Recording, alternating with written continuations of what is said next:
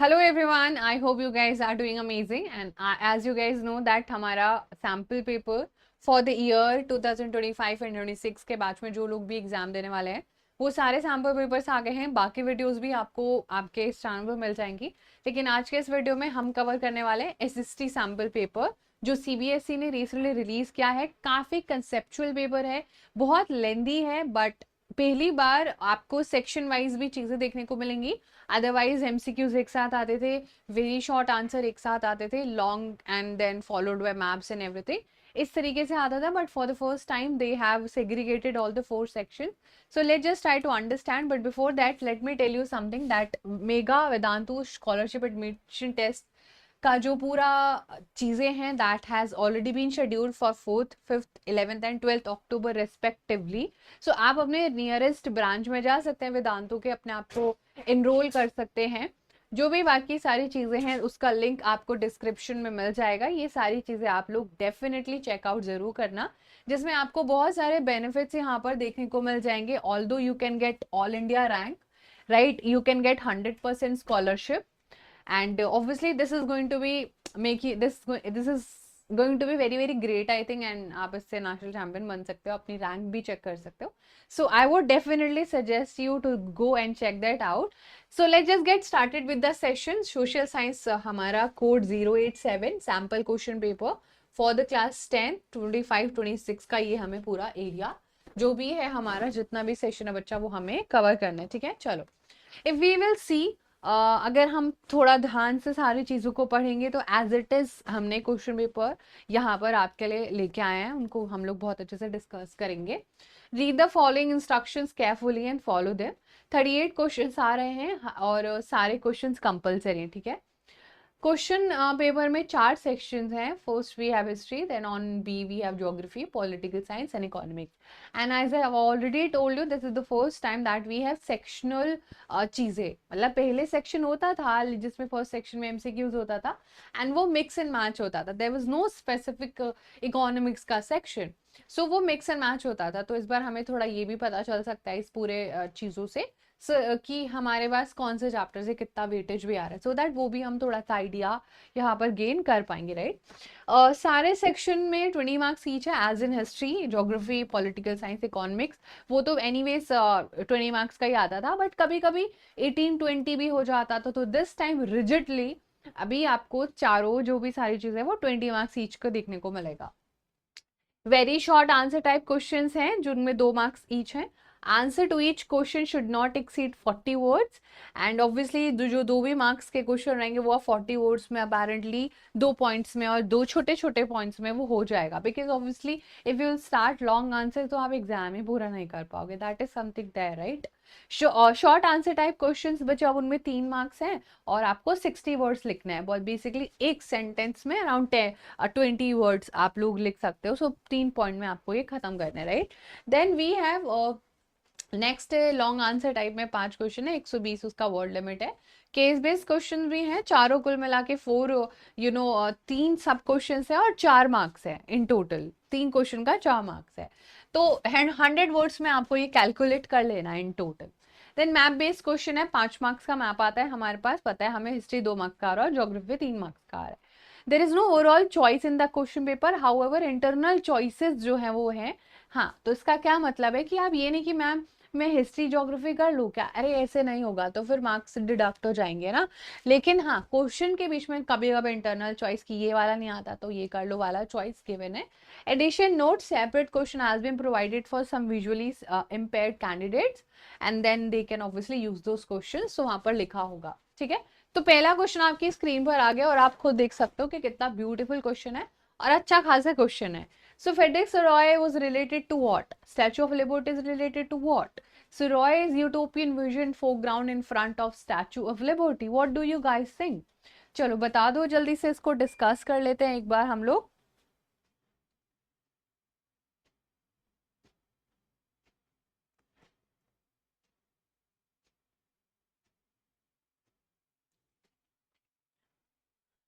ठीक है, so as soon as we see this part, no, as soon as हम लोग ये पूरा पार्ट देखेंगे बच्चा, तो हमें पता है कि Frederic Sorrieu was actually a French artist. तो हमारे पास 2 ऑप्शन निकल के आएंगे ना दो ऑप्शन में हमें क्या है, इसका मतलब ये है कि बी का तो वन ही होने वाला है, सो उसमें हमें ज्यादा सोचना नहीं पड़ेगा, सो स्टैचू ऑफ लिबर्टी।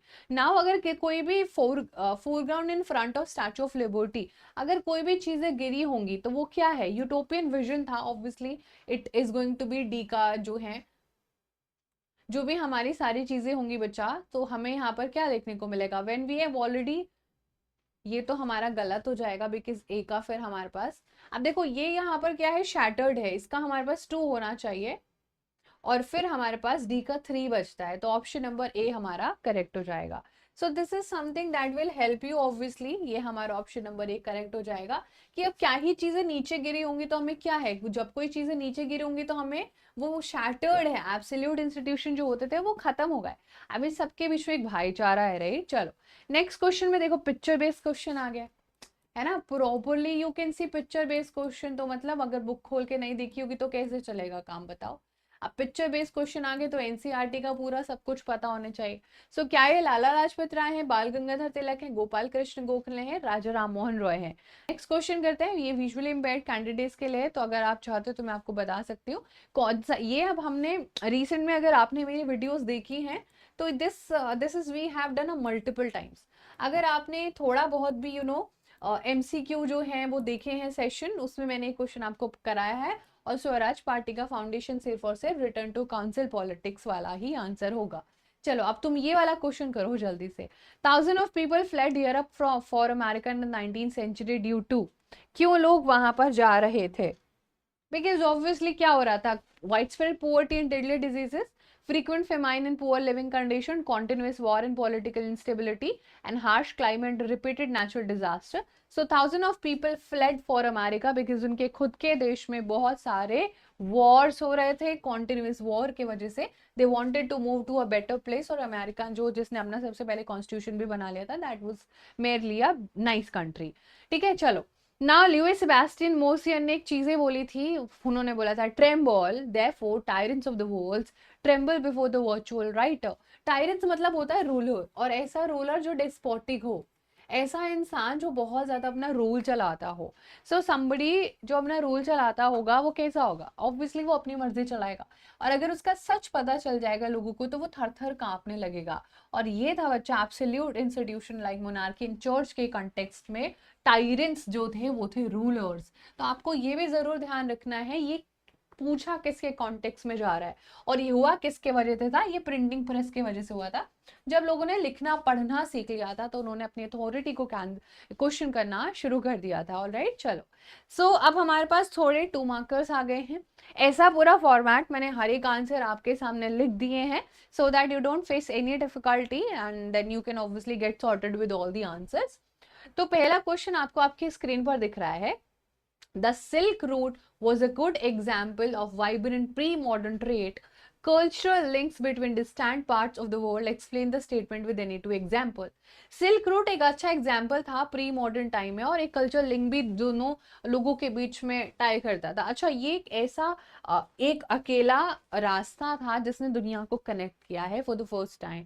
ये ऊपर ऊपर वाला जो एरिया था विच वाज ऑब्वियसली बच्चा, पहले हमारे पास पानी में चलाने वाले शिप्स तो नहीं होते भी नहीं थे, पहले हमें थोड़ा स्ट्रगल करना पड़ता था because obviously technology was not there, and eventually when the technology came up तो हमें फिर बहुत सारी चीजें समझ भी आई यहाँ पर, और जब समझ आई तो it connected China with Europe and carried Chinese silk to western markets. Then obviously traders monks pilgrimage लेके आते थे, कल्चरल इन्फ्लुएंस भी क्रिएट करते थे क्रॉस इंडिया, मतलब अरे obviously whenever you are travelling to some other place, mummy के साथ जाते हो, पापा के साथ जाओ, कुछ ना कुछ वो पैक करके लेके आते खाना वगैरह। Like for example I have had friends from Rajasthan, I have had friends from Gujarat, I have had friends from Maharashtra, तो they all have a different food and culture and everything, so every time I will go and meet them, तो वो हमेशा अपने वो culture exchange चलता रहता है, और इंडिया जैसे डाइवर्स कंट्री तो आपको पता ही है, ठीक है। तो एनीवेज बच्चा जब लोग ट्रैवल करते थे एक बहुत अच्छा दूर दूर से लोग कनेक्टेड फील होते थे, and that is how Buddhism actually reached in India, right. Buddhism जो है वो बहुत सारे पार्ट्स में इसीलिए पूछा बिकॉज बहुत सारे मॉन्क्स, बहुत सारे लोग ये सारी चीजों को, इवन रिलीजन भी ऐसे पूछा, ऐसे क्रिश्चियनिटी भी आया, right. So we all know. फिर हमारे पास दूसरा क्वेश्चन है, समटाइम्स जब नए क्रॉप्स होते थे तो वो डिफरेंस भी क्रिएट करते थे जिंदगी और मौत के बीच में। What does that mean? देखो अब पहले क्या होता था कि हर किसी को खाना नहीं मिलता था, बट एक ऐसा क्रॉप था जिसके वजह से लोगों का पेट भरता था, लोग हेल्दी होते गए, लोग मोटू मोटू होते गए, एंड देन इवेंचुअली उनका पॉपुलेशन भी बढ़ा, बिकॉज ऑब्वियसली हेल्थ अच्छा हुआ तो पॉपुलेशन भी बढ़ा। So introduction of potato and मेज in Europe increase food supply, and obviously ये पोटैटो का जो पूरा था बच्चा, पोटैटो और मेज ने काफी ज्यादा यूरोप में, अब हर एक गरीब इंसान फूड अफोर्ड कर पा रहा था, जिससे फेमाइन जैसी सिचुएशन नहीं आ रही थी और पॉपुलेशन बढ़ रही थी। Isn't it very simple to be understood? So this is something which we are supposed to understand from this portion. अगर हम बात करें हमारे थर्ड मतलब एक 3 मार्कर्स का, तो देखो क्वेश्चन में स्टेटमेंट बेस पूरा आया है। A variety of culture processes played an important role in developing a sense of nationalism in India. So पहला हमारा क्वेश्चन है 3 मार्क्स का, chapter number 2, nationalism in India.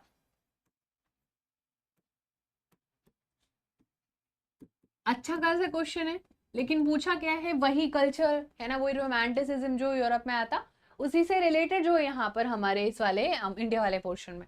तो फ्लोकलोर सुनाने को है ना, नताशा शास्त्री, ये सारे नाम आपको याद होंगे। Discovery of India history and heritage, जिसमें भारत माता का एग्जाम्पल आप पुट ऑन कर सकते हो।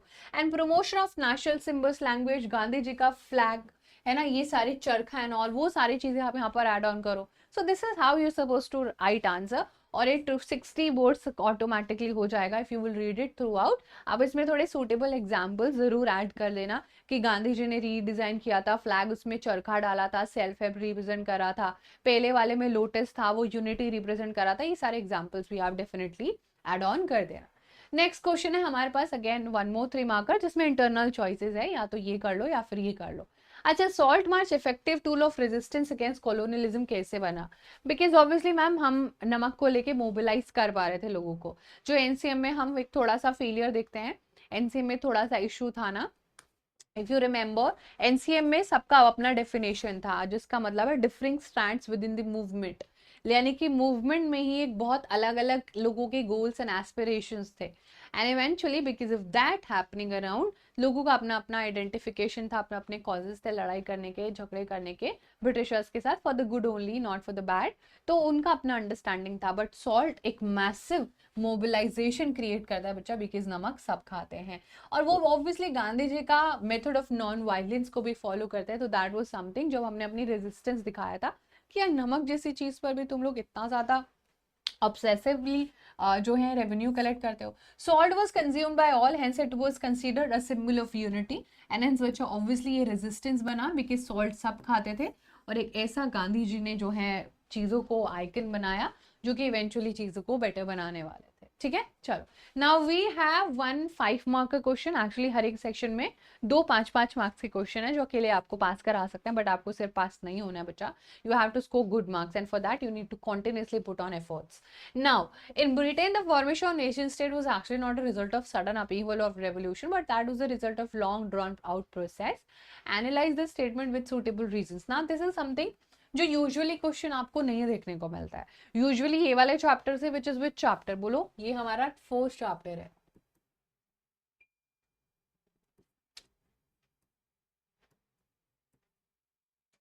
The rise of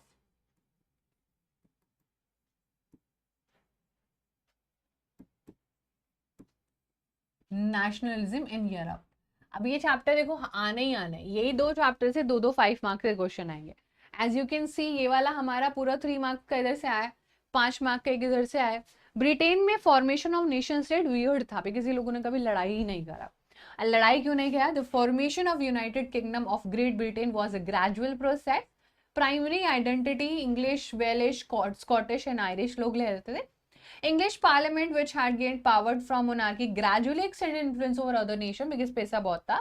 And in ये तो सबसे important point है, 1707 में बच्चा they passed an act of union between England and Scotland that led to formation of United Kingdom.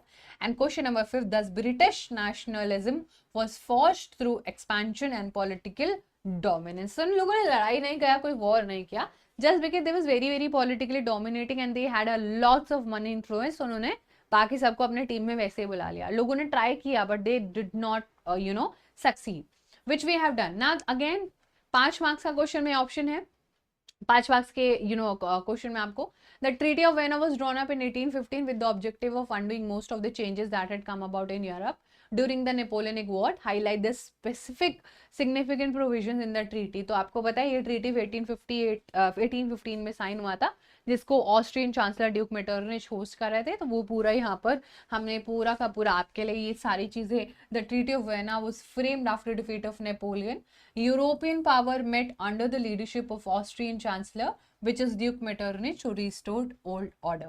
Restoration of monarchy हो गया, जैसे कि बर्बन डायनेस्टी। फ्रांस अब जो भी बाकी सारी बाउंड्रीज को इतना ज़्यादा एक्सपैंड कर रहा था, सबने अपनी अपनी बाउंड्रीज प्रोटेक्ट कर ली ताकि फर्दर फ्रांस एक्सपैंड ना कर पाए, बिकॉज ऑब्वियसली नेपोलियन एक सपने के साथ पैदा हुआ था कि उसको पूरी दुनिया का मसीहा बनना है, वो ही wanted to rule over the world. तो ये ना हो, और ऑब्वियसली कोई भी consideration, no consideration was given to nationalist aspiration leading to unrest. और जो भी लोग आजादी चाहते थे फिर उन्होंने सीक्रेटली सारी चीजें करी। So this is something you are suppose to write in this portion. अच्छा, अब ये 4 मार्क्स का हमारे पास केस बेस्ड स्टडी आ गया है पूरा का पूरा। ये अब हमें थोड़ा सा पढ़ना रहेगा और फिर उसके हिसाब से हमें आंसर्स करने रहेंगे, ठीक है। चलो, so let's just try to read this out and we'll try to understand.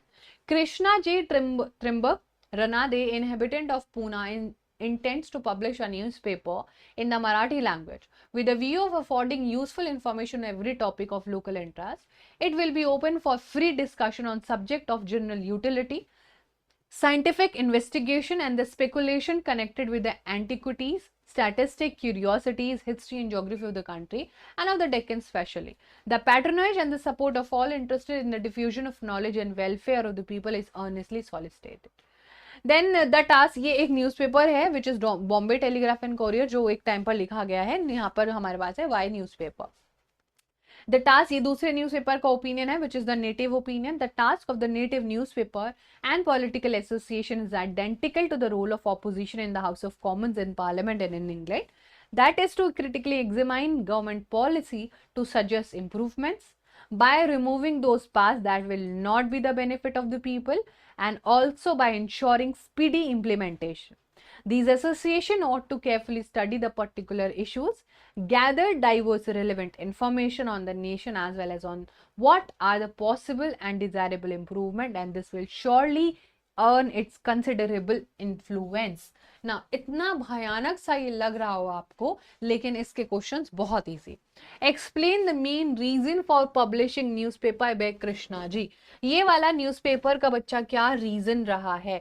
It is very simple that सब लोगों के पास इंफॉर्मेशन हर एक टॉपिक पर पहुंचे, सारे के सारे लोगों को न्यूज़पेपर से मिलने वाली नॉलेज और वेलफेयर हो। सो सबसे पहले उनका एम था educate people on local and historical issues. Simple सी बात है, आप एज इट इज भी लिख सकते थे, आप जो आप इंटरप्रिटेट कर पा रहे हो वो भी लिख सकते थे। सेम इस केस बेस्ड स्टडी से next question, how was the task of native newspaper and political association seen identical to the role of opposition.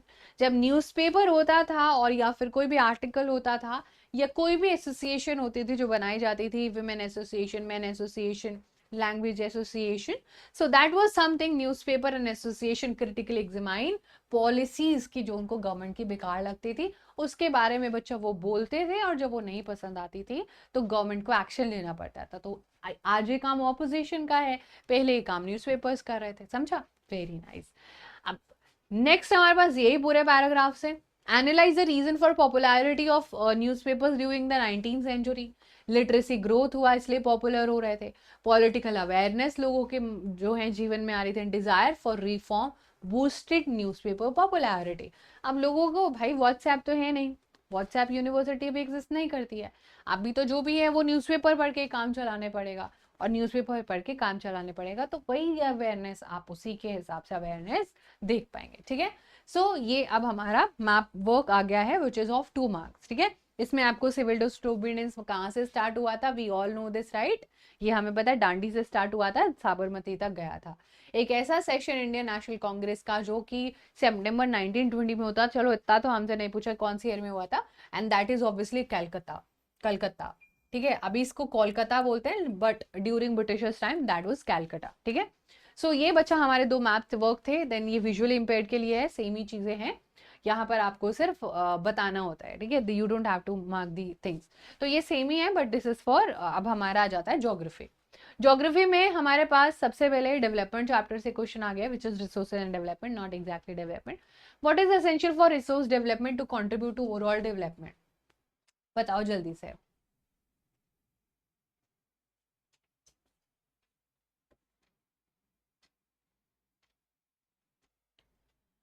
What is essential for resource development? क्या क्या जरूरी है कि रिसोर्स डेवलपमेंट हो तो हमारा ओवरऑल डेवलपमेंट भी होगा. Availability of resource alone is enough. Out कर दो. जहां पर भी एक या दो ही चीज के बारे में 99% एश्योरेंस दिया जाता है वो एसएसटी में जनरली गलत होता है, right. Presence of foreign invaders in government, ये हमने पूरा चैप्टर में नहीं पढ़ा. ओनली आ गया वो भी गलत हो जाएगा. सो जब भी ओनली, इफ ओनली, ये वाला जो आता है, सिर्फ ये, सिर्फ वही, केवल ये वाला जो ऑप्शन होता है वो कभी एसएसटी में सही नहीं होते, बिकॉज एसएसटी काफी डाइवर्स है. हमारा only option which is the correct option is technologically development institutional changes हमारे लिए काफी ज्यादा डेवलपमेंट कर रहा है. ना this is a repeated question, ये पिछले साल भी पीवाईक्यू में था. सो बच्चा पीवाईक्यू की इंपॉर्टेंस थोड़ी सी बढ़ जाती है. Absolutely yes. बोलो. क्लासिफिकेशन ऑफ रिसोर्सेस, आपके सामने एक एग्जाम्पल गिवन है, दो का आंसर आपने बताना है. एक ऐसी क्रॉप जो आइडियल है शुगर केन के लिए, paddy wheat and other cereals के लिए, पल्सेस के लिए, वो एलोवेरियल सॉइल है. कौन सी आइडियल होती है कॉटन के लिए, और कौन सी सूटेबल होती है कैश्यू नट के लिए? तो as soon as we see cotton, so that is going to be black soil, और ब्लैक सॉइल बच्चा हमारा करेक्ट आंसर है. और लेटेराइट सॉइल को जाना जाता है हमारे कैश्यू के लिए. सो लेटेराइट एंड ब्लैक सॉइल हमारा करेक्ट आंसर हो जाएगा. Next up, just read out the question and we'll do this.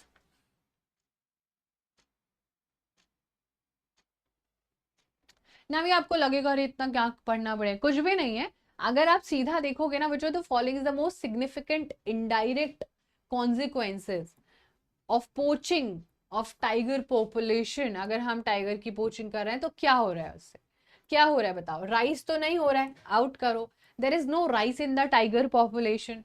Decrease in tourism revenue, हटाओ इसको. Increase in human wildlife conflict in protected forest, या फिर बच्चा reduction in prey species, dwindling tigers food supply. The only option that we are left with is obviously option number B, because increase in human wildlife conflict in protected areas.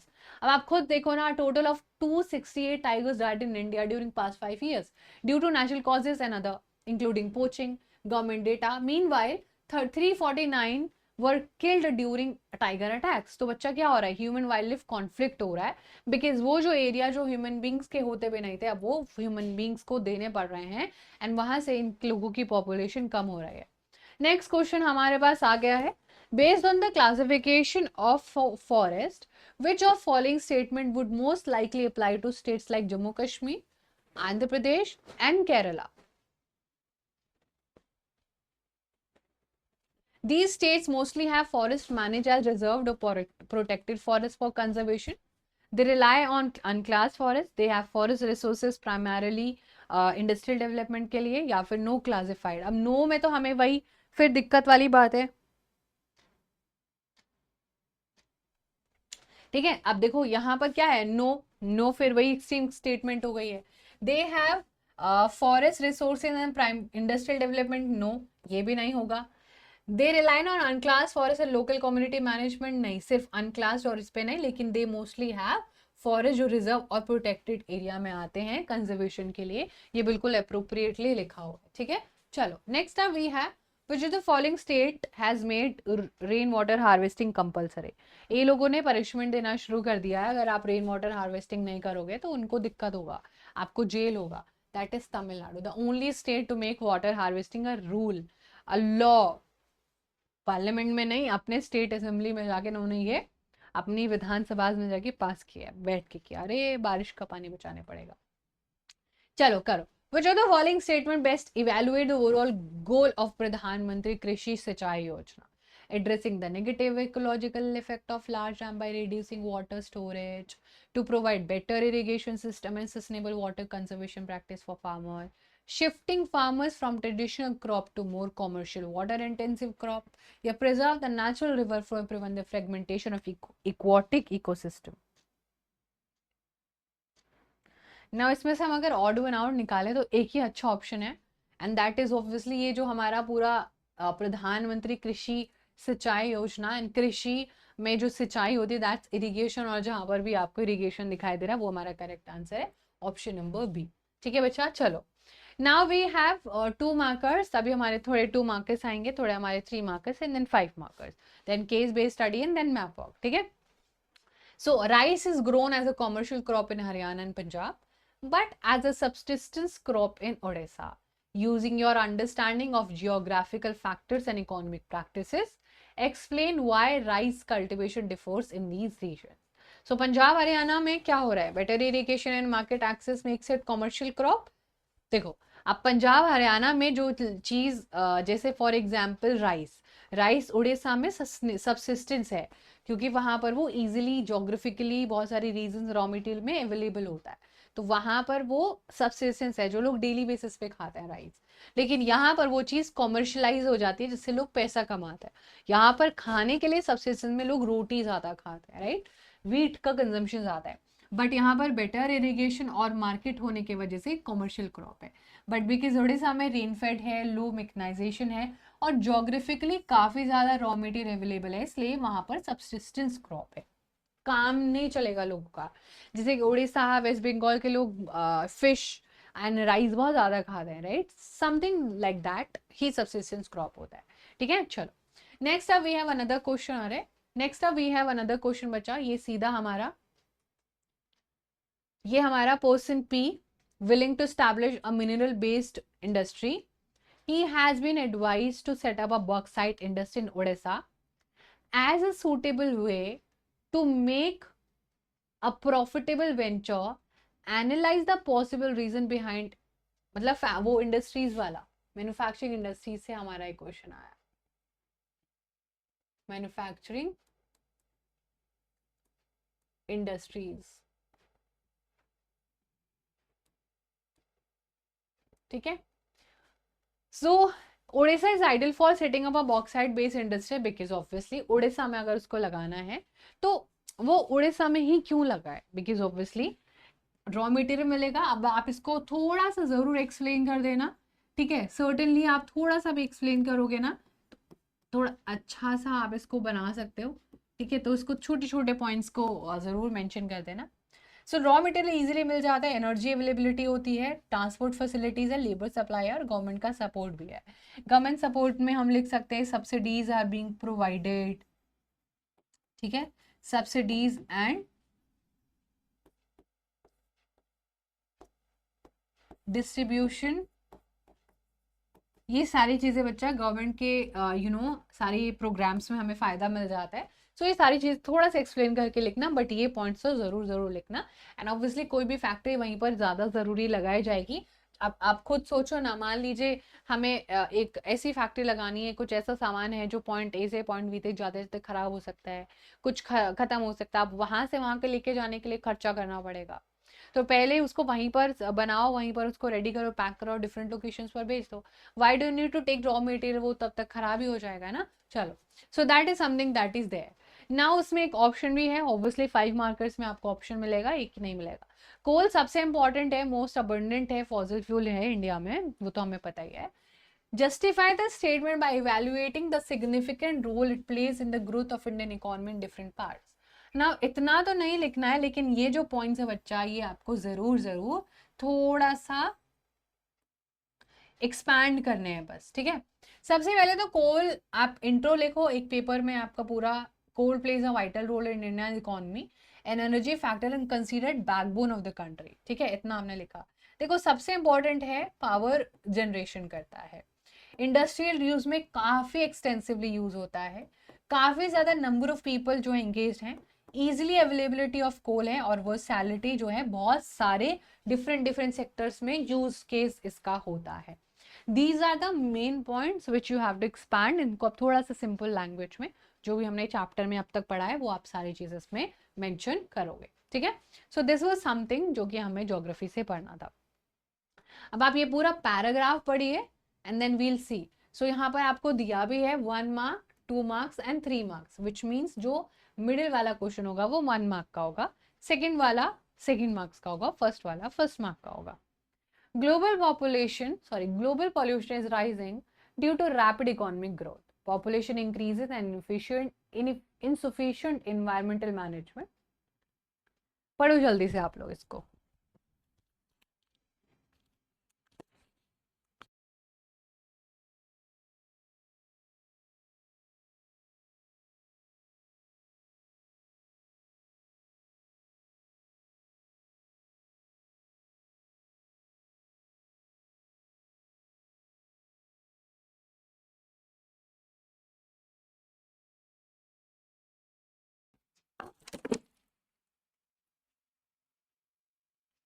पढ़ा आप लोगों ने?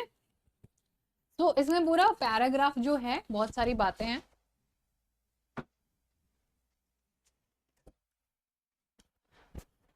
इस पूरे paragraph में हमें serious health factors, ecosystem को भी हार्म हो रहा है, पॉपुलेशन भी इंक्रीज हो रही है, insufficient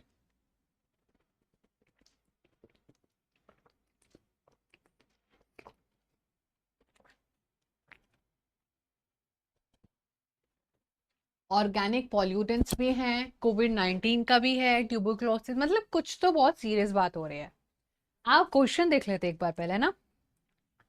why do you think global waste expected to increase by 250 2050, sorry not 250। अब यहाँ पर क्या है कि क्यों हमें ये लग रहा है, ये देखो यहाँ पर हर एक लेवल पर, बिकॉज जितने पॉपुलेशन ग्रोथ हो रही है उतना कंजम्पशन भी होगा और उतना वेस्ट मटेरियल भी जनरेट होगा, विच इज वेरी सिंपल। जितने ज्यादा लोग होंगे उतना ज्यादा ऑनलाइन ऑर्डर्स प्लेस होंगे, जितने ज्यादा लोग होंगे उतना ज्यादा जमीन पर बोझ बढ़ेगा, लैंड पर, सॉइल पर, सब पर प्रेशर आएगा। प्रेशर आएगा तो वेस्ट मटेरियल जनरेट होगा, और वेस्ट मटेरियल जनरेट हो रहा है one and only growing population. That is the main factor जिसके वजह से हम लोगों को ये पूरा पोर्शन यहाँ पर देखने को मिल रहा है। नेक्स्ट है बच्चा, how do manufacturing industries cause pollution of different types, explain with examples. Now since you can obviously read this out, तो आप इससे यहाँ पर एग्जाम्पल भी उठा लेना कि जितने भी सारे चीजें हैं, सेवरल टाइम डेथ्स हो रही हैं, हेल्थ इश्यूज हो रहे हैं, हेल्थ क्राइसिस हो रहे हैं, ये सारे एग्जाम्पल्स आप जरूर यहाँ से उठाना। Industries emit pollutants via smoke, effluence and chemicals. So industries बहुत सारे different different noise pollution, air pollution, land pollution, सब कुछ उठा लेना, मैं लिख ही देती हूँ। So we have land pollution, ठीक है, सारे के सारे जमीन में छोड़ देने से।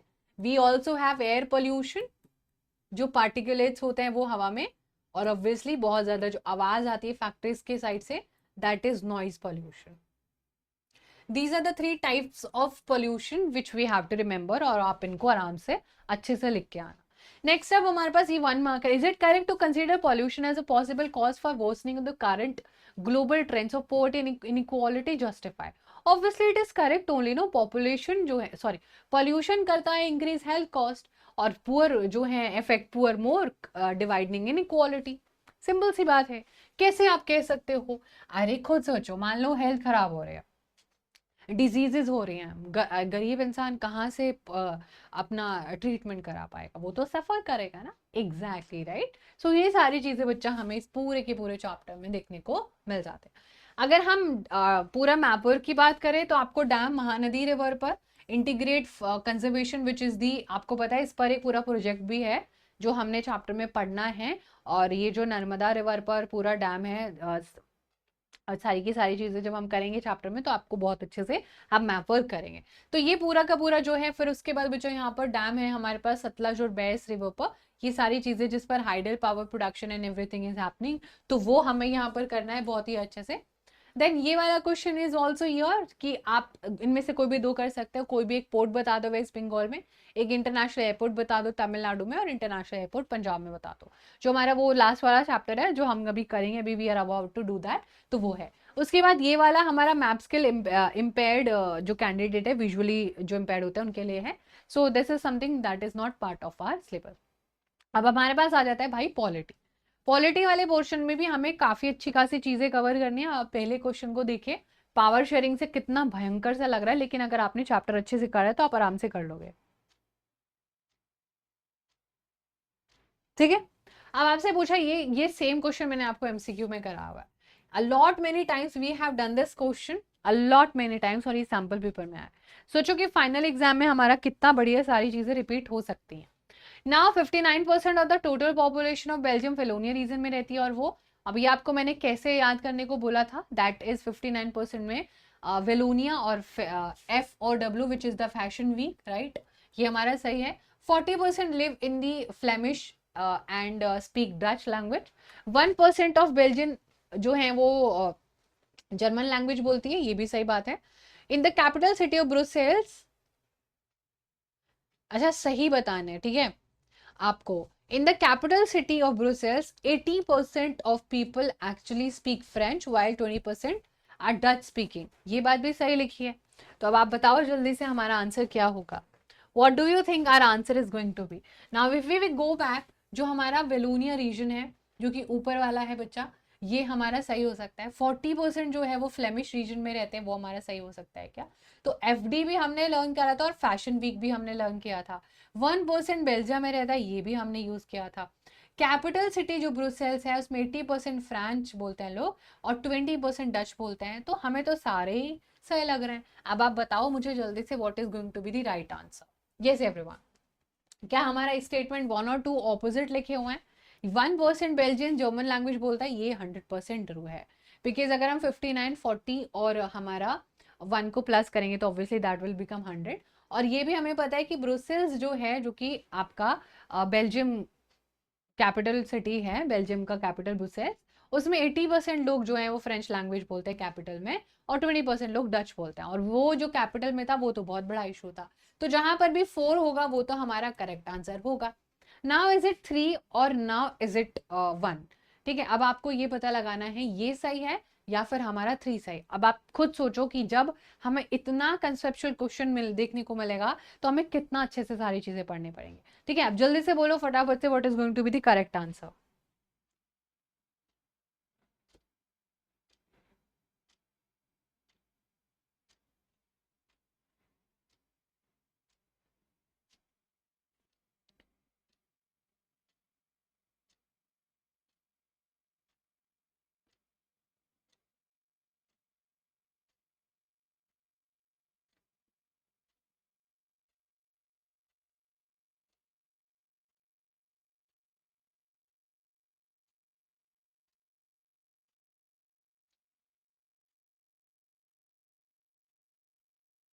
यस एवरीवन, अब देखो कितना बढ़िया से क्वेश्चन को घुमाया है। नाउ इफ यू सी 1% तो बिल्कुल करेक्ट है और कैपिटल भी बिल्कुल करेक्ट है, इसमें कोई कंफ्यूजन नहीं है। अब यहाँ पर आपको पता है क्या हुआ है, ये दोनों को घुमा दिया है। ये 40% जो है वो फ्लेमिश रीजन नहीं, वो वेलोनिया रीजन, मतलब उल्टा लिखा है ये बेसिकली, ठीक है। दिस इज समथिंग, ये जो परसेंटेज वाला एरिया वो बिल्कुल अलग लिखा है। जो वेलोनिया रीजन थे उसमें आपका फ्रेंच लैंग्वेज बोलने वाले लोग नहीं, डच लोग रहते थे। तो हमारा ऑप्शन नंबर हो जाएगा बच्चा, ऑप्शन नंबर बी करेक्ट हो जाएगा। ओनली थर्ड और फोर्थ ही सही है, दोनों बाकी हमारा ऑपोजिट लिखा हुआ है, बिल्कुल एक दूसरे से अलग, ठीक है। सो जो हमारी 59 पॉपुलेशन थी वो फ्लेमिश रीजन में रहती थी और वो डच लैंग्वेज बोलती थी, ठीक है। लैंग्वेज उल्टा लिखा हुआ है तो आप उसको करेक्ट कर लेना। ऑप्शन नंबर बी करेक्ट हो जाएगा। अब ये हमें देखो, ये क्वेश्चन ऑलरेडी पीवाईक्यू है, this has already been repeated so many times, ये पीवाईक्यू है। तो अभी तक हमें 10 question easily easily we can track 10 question. एक कार्टून है below depicts Germany's government that was formed after 205 election. It is included two major parties of the country, namely the Christian Democratic Union and the Social Democratic Party. The two parties are historically rivals to each other. Which of the following best options explain the cartoon? You see two steering. अब एक steering होता है generally जो हम देखते हैं, गाड़ी जिस टाइप भी घुमाना चाहते हैं उस टाइम घूम जाती है, but here we see two two steering. So इसका क्या मतलब है? Coalition government, two party system, democratic government, bi party system. Obviously दो स्टेयरिंग, मतलब दो स्टेयरिंग मतलब दो लोगों को मिला के सारी चीजें करनी पड़ेगी। अब दो लोगों को मिला के चलने को क्या बोलेंगे? ड्यूअल गवर्नमेंट बोलेंगे, कोलिएशन गवर्नमेंट बोलेंगे, या क्या बोलेंगे? अब टू पार्टी सिस्टम में तो पार्टियाज होती हैं, उसके वजह से गवर्नमेंट नहीं बनाई, दो पार्टी कभी गवर्नमेंट बनाएंगी तो उसको कोलिएशन बोलते हैं, hence the answer will be coalition government, ठीक है, which we have done in our chapter. चलो, वैसे ये क्वेश्चन विजुअली इंपेयर्ड के लिए, बट आप लोग इसको जरूर ट्राई करना। नेक्स्ट क्वेश्चन हमारे पास क्या है बच्चा? नेक्स्ट क्वेश्चन है हमारे पास, पढ़ो and you try to do the question. Consider consider the following case and choose the correct option. Suppose the government of India plans to issue new currency notes of different denomination in the order to curb the influence of black money. The government of one state is opposed to this policy of the central government. Can the state government stop the union government from implementing this policy? बोलो जल्दी से.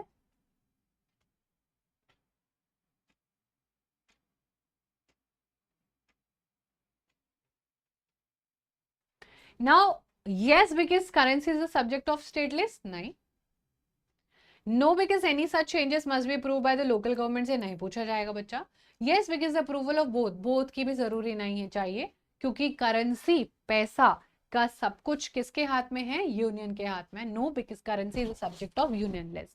Now, obviously, when Indian government want to change the denomination, वो Rajasthan government, वो UP government, Maharashtra, Karnataka, इन सब government को नहीं पूछा कि जो भी उससे डिसीजन लेना होगा वो सिंगल हैंडेडली ले लेंगे. असर्शन रीजन का पहला question.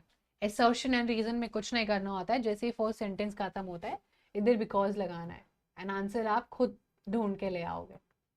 Let's try to read this out. Exclusive attention to caste can produce negative result in democracy because it can divert attention from other important issues, thus leading to tensions, conflict and even violence. What do you think बच्चा? दोनों में कुछ relation नजर आ रहा है. Exclusive attention अगर हम cast को देंगे तो नेगेटिव रिजल्ट्स डेमोक्रेसी में आएंगे, बिकॉज वो डाइवर्ट अटेंशन कर लेगा किसी और चीज से और उससे वायलेंस हो जाएगा. दोनों करेक्ट है. हम एक पर्टिकुलर कम्युनिटी के कास्ट इश्यूज को लेके बात करते रहेंगे तो मेन इश्यूज से हम लोग भटक जाएंगे. ठीक है, that is what the option actually meant. Political party वाला चैप्टर है ना, democracy and all that. Highlight any two की फीचर्स ऑफ फेडरलिज्म. फेडरलिज्म से सीधा 2 मार्क का क्वेश्चन बहुत इंपॉर्टेंट है. फेडरलिज्म एंड पावर शेयरिंग आपने देख ही लिया होगा कितना इंपॉर्टेंट चैप्टर है, जैसे कि एमसीक्यू हमने देखे. डिविजन ऑफ पावर होता है डिफरेंट लेवल्स ऑफ गवर्नमेंट में. सबसे नंबर 1 फीचर, ईच लेवल के पास अपना जुरिस्डिक्शन होता है, गारंटी करता है कॉन्स्टिट्यूशन.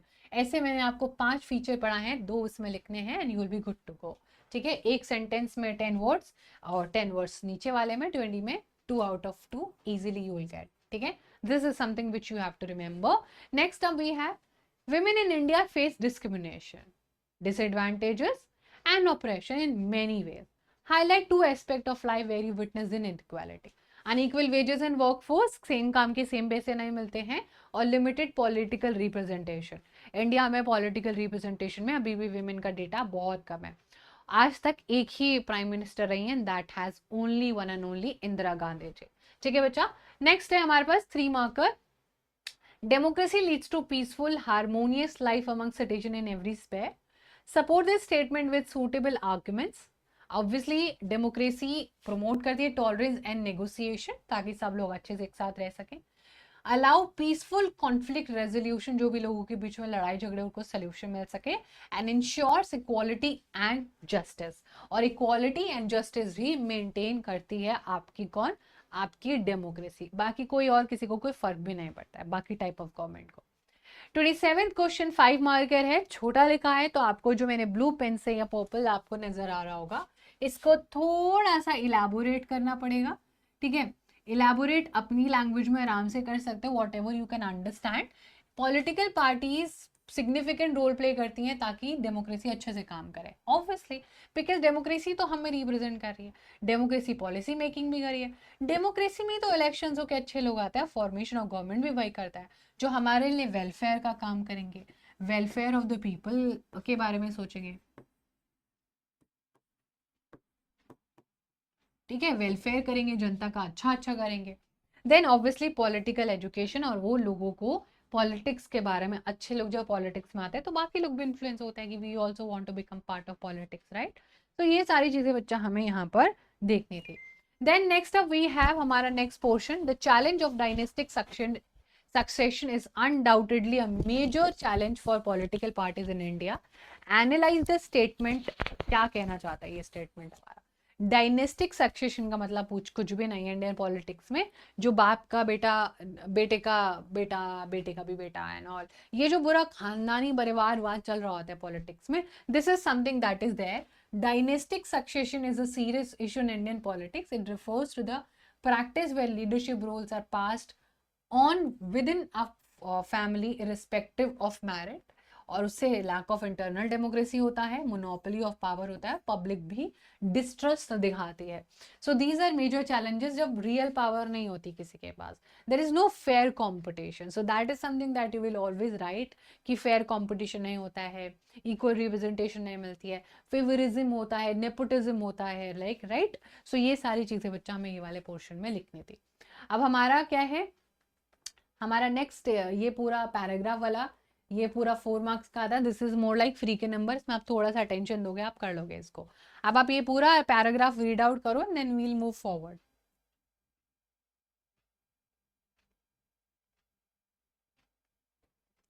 आप ये पूरा पैराग्राफ पढ़ो. श्रीलंका इमर्ज हुआ एक independent country 1948. The leaders of the Sinhala community sought to secure dominance of a government by virtue of the majority. As a result, the democratically elected government adopted a series of majoritarianism measures to establish Sinhala supremacy. Over the years, it created feelings of alienation among the Sri Lankan Tamils. They felt that none of the major political parties led by Buddhist Sinhala leaders were actually sensitive to their language and culture. As a result, the relation between Sinhala and Tamil communities strained over time. On the other hand, the Belgian leaders took a different path. They recognized the existence of regional differences and cultural diversities. Between 1970 and 1993, they amended the constitution 4 times to work out an arrangement that would enable everyone to live together within the same country. So ma'am इसमें तो बहुत अच्छी बात हो रही है, 2 countries की बात हो रही है, पूरा चैप्टर का हम लोगों को कहानी सुना दिया. चलो आओ क्वेश्चन देखते हैं कैसे पूछे. 2 डिमांड्स जो तमिल के लोगों ने, तमिल्स ने, श्रीलंकन तमिल्स ने किया था. उन्हें तमिल एलएम चाहिए था, मतलब अपना एक रीजनल ऑटोनॉमी, अपना सेपरेट स्टेट चाहिए था, और वो भी official language status for Tamil चाहते थे, सो दैट वो भी इक्वल फुटेज पे आए, इक्वल रिप्रेजेंटेशन हो और किसी को फेवरिज्म ना हो. So that was something that we have to remember from this portion. State the result of majoritarian government in Sri Lanka. क्या हुआ था, एलिनिएशन हो गया था कंट्री में, जिसकी वजह से काफी कॉन्फ्लिक्ट हुए, और कॉन्फ्लिक्ट इतने बढ़ गए कि it started the civil war and country eventually जो 2009 में खत्म हुआ. और सिविल वॉर इतना भयानक था जिसकी वजह से हमारे देश के प्रधानमंत्री राजीव गांधी जी का भी असैसिनेशन हो गया था.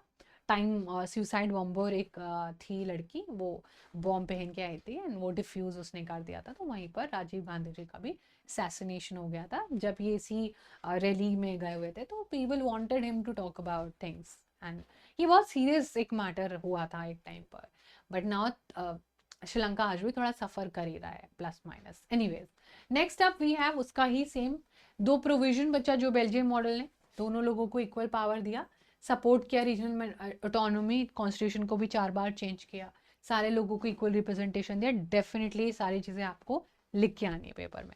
पेपर आपसे खुद बोल रहा है कि अरे मेरे पास ही आंसर है, ठीक है, आपको उसका ज्यादा टेंशन नहीं लेना. देन अब हमारे पास बच्चा ये यहाँ पर पूरा पॉलिटिकल साइंस डन हो गया है. Now it's time for economics. Economics में हमारे पास अच्छे खासे क्वेश्चन आए हैं, थोड़ा सा पढ़ते हैं and then we will move forward.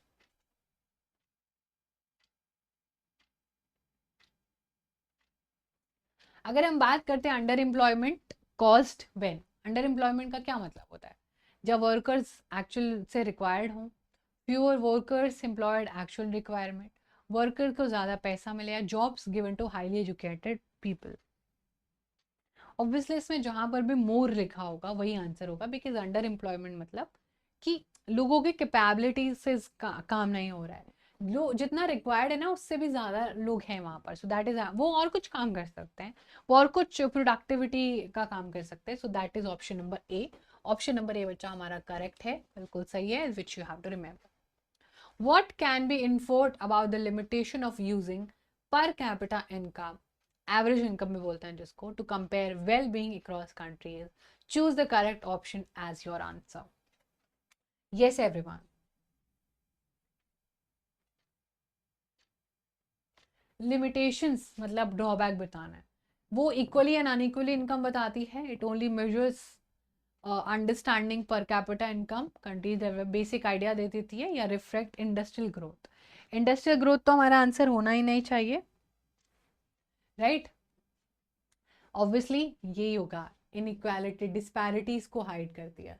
ये पढ़ा था हमने, हाइट्स डिस्पैरिटी, रियल डिफरेंसेस को हाइड करती है. ऑप्शन नंबर सी करेक्ट हो जाएगा. ठीक है बच्चा, ऑप्शन नंबर सी हमारा करेक्ट हो जाएगा। Let's try to understand question number D. Which of the following example best demonstrate how the tertiary sector support both the primary and the secondary sector? Farmers grow vegetables and sell them directly to consumer with no transportation or storage involved. Option number B, factory makes shoes and use raw material like leather to create the product, relying on transport and retail stores to distribute the shoes. A bakery bakes bread and uses delivery services to send the bread to local shops for sale without any direct involvement of raw material. A company produces furniture from wood but does not require any transportation or retail services to sell the product. थोड़ा सा आपको दिमाग लगाना पड़ेगा इस question में, लेकिन आप लोग कर लोगे। टर्शियरी सेक्टर का एग्जांपल ही तो है। टर्शियरी सेक्टर कहाँ पर है? वेजिटेबल्स आउट करो, ठीक है। Bakery again again company produces, अब ट्रांसपोर्टेशन नहीं चाहिए मतलब टर्शियरी नहीं चाहिए। लेकिन एक फैक्ट्री में शू बनता है, रॉ मटेरियल चाहिए, और फिर उसको क्या करिए, वो जो ट्रांसपोर्ट है रिलाई करते हैं कहाँ पर? रिटेल स्टोर्स पर, जो सर्विसेज दे रहे हैं लोग। दिस इज समथिंग, है ना। यहाँ पर आपको देखना है ऑप्शन नंबर बी, ठीक है। तो यहाँ पर इसने ट्रांसपोर्टेशन हटा दिया, यहाँ पर इन्वॉल्वमेंट हटा दिया, ब्रेड इसका पूरा का पूरा, है ना। Delivery services to send, direct involvement of raw material, फिर यहाँ पर आपका अगेन कोई ट्रांसपोर्टेशन रिक्वायर नहीं होगा। तो ये जो है बच्चा, जहाँ पर रिलाई लोग ट्रांसपोर्ट पे कर रहे हैं, वो हमारा करेक्ट आंसर हो जाएगा। Question number 32, we only have to do 38 questions, तो we have reached almost 32 questions, ठीक है। Which of the following issue currency notes in India? Currency note, अच्छा कॉइन अलग यूज करता इशू करता है और करेंसी कोई और इशू करता है। So what do you think should be the right answer? कौन हमारे यहाँ पर करेंसी नोट इशू करता है? Is it finance ministry, is it Reserve Bank of India, is it State Bank of India, is it Central Bank of India? Central Bank of India कहने वालों बच्चा, currency issue करता है हमारा none other than Reserve Bank of India, ठीक है, reserve Bank of India. ये आपको जरूर याद रखना है, जो भी करेंसी हम लोग यूज करते हैं that is authorised by the Indian government, but उसको इशू करता है RBI only upon when the government says. ऐसा नहीं कि आरबीआई का मन करेगा तो वो बहुत सारे रुपीज को प्रिंट कर देंगे, राइट। वो ऐसा बिल्कुल नहीं कर सकते। So that is something which you have to remember. Question number 33 हमारे पास अच्छा खासा क्वेश्चन है बच्चा, that is person Z tries to explain how the requirement of double coincident of want in a barter system limits trade and exchange. Which of the following justification do you think it will be used by him or her? Trade complicated हो जाती है, एक person को दूसरे को ढूंढना पड़ता है, limiting the pool of potential trade partners, barter system allow करता है ट्रेड कंडक्ट हो एफिशिएंटली, दोनों पार्टीज को पता हो कि वो क्या चाहिए उनको ट्रांजैक्शन से, it increases number of exchanges because each person can trade for exactly what they want, और या फिर एक ऐसा सिस्टम क्रिएट होता है जहाँ पर वैल्यू क्रिएट हो जाती है। देखो बार्टर सिस्टम की बात हो रही है यहाँ पर, है ना। और बार्टर सिस्टम में बच्चा ये बहुत कॉम्प्लिकेटेड मॉडल होता है। एज अ पर्सन जो है उसको अपने सेम पोटेंशियल पार्टनर ढूंढना पड़ता है, जिसके वजह से जिसके वजह से काफी सारा प्रॉब्लम हम लोगों को देखने को मिलता है, जिसकी वजह से हमारा ऑप्शन नंबर है इसका सबसे प्रॉपर एग्जाम, अरे भाई, जिसके वजह से हमारा ऑप्शन नंबर जो है ए इसका प्रॉपर आंसर हो जाएगा, ठीक है। This is something which is very very important from this portion. Next बहुत सुंदर क्वेश्चन, very beautiful question. Recognise the recognize and choose the option that correctly matches the effects and consequent outcome of globalization. Choose the correct option. Column A में effects हैं और column B में outcome है। अगर increase foreign investment होगा तो क्या होगा?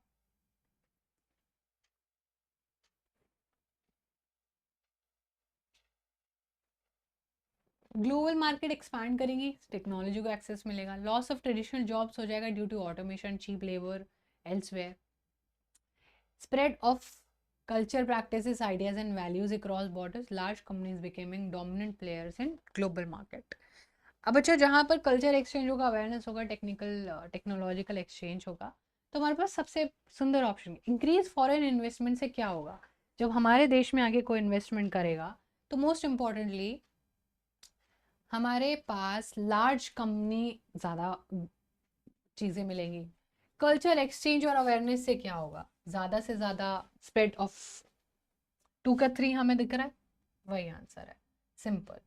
कल्चर एक्सचेंज एंड अवेयरनेस मतलब spread of culture ideas and values. पहले हमारे पास क्रिश्चियनिटी नहीं था, क्रिश्चियनिटी आया ही ट्रेड की वजह से, ठीक है। और जहां पर हमें 2 का 3rd मिला, हम लोगों को ऑप्शन मिल जाएगा। इंक्रीज फॉरेन इन्वेस्टमेंट से एक्सपेंशन होगा ग्लोबल मार्केट्स का। टेक्नोलॉजिकल एक्सचेंज के वजह से बहुत सारा टेक्नोलॉजी आएगा तो लोगों का जॉब्स जा सकता है, बिकॉज ऑब्वियसली अभी टेक्नोलॉजी से सारी चीज़ें हो रही हैं। और option, the only option, growth of multi national corporation से लार्ज कंपनीज डोमिनेट करेंगी ग्लोबल मार्केटिंग, जैसे कि Samsung, Apple, Google, YouTube, etcetera etcetera and etcetera, ठीक है। चलो, सो ऑप्शन नंबर डी बिल्कुल करेक्टली मैच हो रहा है। थोड़ा सा दिमाग लगाना पड़ेगा, ये सब पढ़ना पड़ेगा बच्चा, ग्लोबलाइजेशन चैप्टर से है। देन हमारे पास नेक्स्ट हमारे पास आ गया है थोड़ा सा राइटिंग वाले questions, which is question number 3 marker है ये, question number 35। Evaluate the utility of public services in contributing to the overall well-being of individual and society. Utility मतलब in the sense public जो पूरा ये services है, which is also called as government backed services, government hospitals, government schools and etc etc, वो health care, education और transport बहुत अच्छे से प्रोवाइड कर पाता है, जिसके वजह से इंडिविजुअल सोसाइटी में ग्रोथ होती है, equity and support for poor हो जाता है, productivity and quality of life भी इंप्रूव हो जाती है। नाउ इमेजिन गवर्नमेंट हॉस्पिटल्स नहीं हो तो गरीब कहाँ पर अपना ट्रीटमेंट कराए, गवर्नमेंट स्कूल्स नहीं हो तो अच्छी एजुकेशन उनके बच्चों को नहीं मिल पाएगी, या फिर government PDS system, public distribution system YFCI नहीं करेगी तो उनको राशन नहीं मिलेगा सस्ता। तो ये सारी चीज़ें जो पब्लिक अवेयरनेस के लिए पब्लिक सर्विसेज किए जाते हैं, ये वो लोगों को बहुत हेल्प करते हैं जो इनिशियली सारी चीज़ों को अफोर्ड नहीं कर पाते, right. So this is something which you have to remember from this portion. Expanding access to loans in formal sector is very important. It is equally critical that their loans are accessible to all people for national development. Loans बहुत important है formal sector में, but हमें ये भी देखना पड़ेगा कि loans हर एक इंसान तक पहुंचे, ताकि देश का एक पर्टिकुलर सेक्शन का डेवलपमेंट ना हो, ताकि सबका डेवलपमेंट हो। And for that prevents exploitation money lenders. अगर हम सबको लोन देंगे तो बच्चा मनी लेंडर्स से पैसा नहीं लेना पड़ेगा। एंटरप्रेन्योरशिप को हम इनकरेज करेंगे। इंश्योर्स इंक्लूसिव ग्रोथ, एक पर्टिकुलर सेक्शन की ग्रोथ नहीं होगी बल्कि सबकी ग्रोथ होगी। तो बोला जाता है कि जब भी आप, पता है बैंक्स को बोला जाता है, आरबीआई डांट भी लगाता है कि आरबीआई चेक करता है कि आप किसको पैसा दे रहे हो, सिर्फ प्रॉफिट मेकिंग के लिए तो पैसा नहीं दे रहे हो, वो सब कुछ चेक करता है, आपने अपना उतना कैश बचा के रखा है जितना अननेसेसरी है। ये सारी चीज़ें हम जो हमारा मनी क्रेडिट चैप्टर उसमें बहुत अच्छे से पढ़ेंगे। Formal loans, informal, even case based भी बहुत सारी चीज़ें पढ़ेंगे, तो आपको तो बहुत ज़्यादा चीज़ें अच्छे से बहुत बढ़िया समझ आएंगी। सो ये वाले पोर्शन से जब हम पूरा पढ़ते हैं तो हमें बहुत सारी चीज़ें समझ आती हैं। Then we have next up, highlight the significant 3 factors that have contributed to the growth of globalization. Globalisation जो पूरा ये इंटर कनेक्शन है देश और पूरे दुनिया का जो पूरा कनेक्शन बन गया, इसकी वजह से आपको क्या लग रहा है कि क्या बढ़िया हुआ है? सो टेक्नोलॉजी बहुत ज़्यादा एडवांस हो गई है, लिबरलाइजेशन हो गया ट्रेड का, और मल्टीनेशनल कंपनीज का काफ़ी ज़्यादा रोल है जो हमें पता भी नहीं चलता है। डेली लाइफ में हम ऐसी ऐसी चीज़ें खा रहे होते हैं, कोको कोला, पेप्सी, हमें पता ही नहीं होता इंडियन ही नहीं है। बाटा, अरे बाटा तो हमारी नहीं है भाई, हमारी बाटा।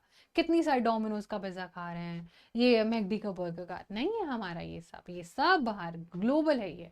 लेकिन इसके वजह से अच्छा हुआ है, हमारे लोगों को जॉब्स मिल रही हैं, लिबरलाइजेशन हो रहा है, हम आने जाने का ट्रेड कर सकते हैं। हमारे जो लेस, जो दुनिया में, पूरे दुनिया में जो लेस का चिप्स मिलता है उसका पोटैटो इंडिया में ही बनता है।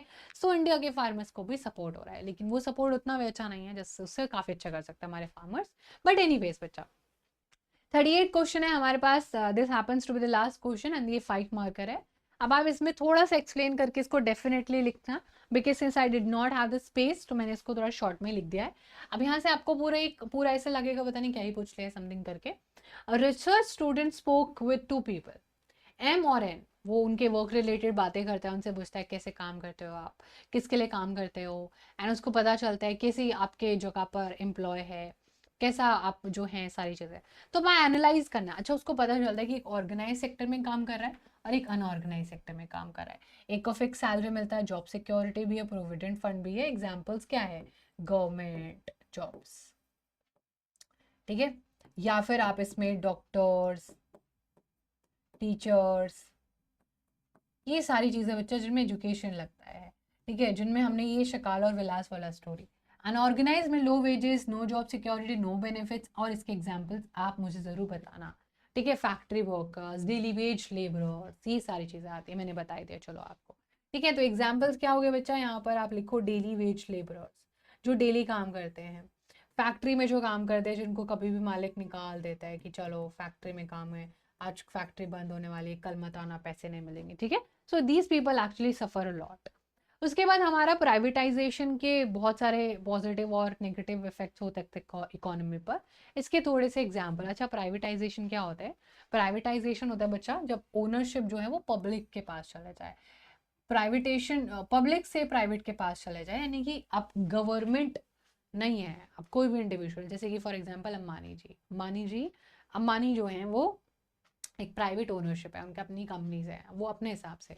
अब उसका पॉजिटिव और नेगेटिव क्या हो सकता है? देखो, पॉजिटिव है कि भाई आप काम करोगे तो आपको अच्छा काम करना पड़ेगा, आपको अच्छी सर्विसेज देनी पड़ेंगी, तभी आपकी सर्विसेज लेंगे लोग, क्योंकि अगर अच्छी सब पैसा देना ही है तो फिर अच्छी सर्विसेज लेंगे ना लोग। गवर्नमेंट में तो जो मिल रहा है वो लेना पड़ेगा, लेकिन यहाँ पर तो आपको फिर आप अपने हिसाब से सारी चीज़ें बोल सकते हो, और यहाँ पर गवर्नमेंट का थोड़ा बर्डन भी ये रिड्यूस करता है। नेगेटिव ये कि वो हमेशा प्रॉफिट के बारे में सोचते हैं, अगर लोगों को पैसा बचाने की कोशिश करते हैं, लोगों की जॉब चले जाती है, काफ़ी ज़्यादा इनइक्वालिटी भी क्रिएट होती है, रिच और पुअर में सोसाइटी डिवाइड हो जाती है। देन बच्चा, that was all about the sample paper. Eco हमें कंपैरेटिवली इजी लगा होगा, है ना? इको आई होप आप सबको बहुत ही ज़्यादा इजी लगा होगा।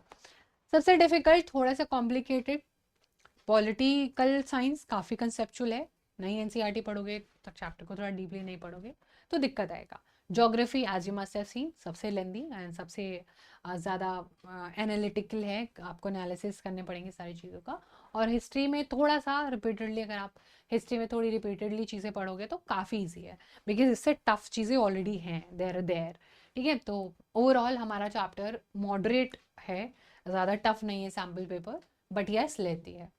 And for this to complete in the given time period, practice लगेगा, बहुत सारा प्रैक्टिस आपको करना पड़ेगा। तो ये आज के वीडियो में हमने पूरा सैम्पल पेपर डिस्कस किया है। 5 markers, 2 markers, 3 markers, map work, and possibly everything we have discussed. We are yet to complete a lot of chapters which we will be doing on the channel itself. तो अब हम आपको मिलेंगे हमारे next videos में.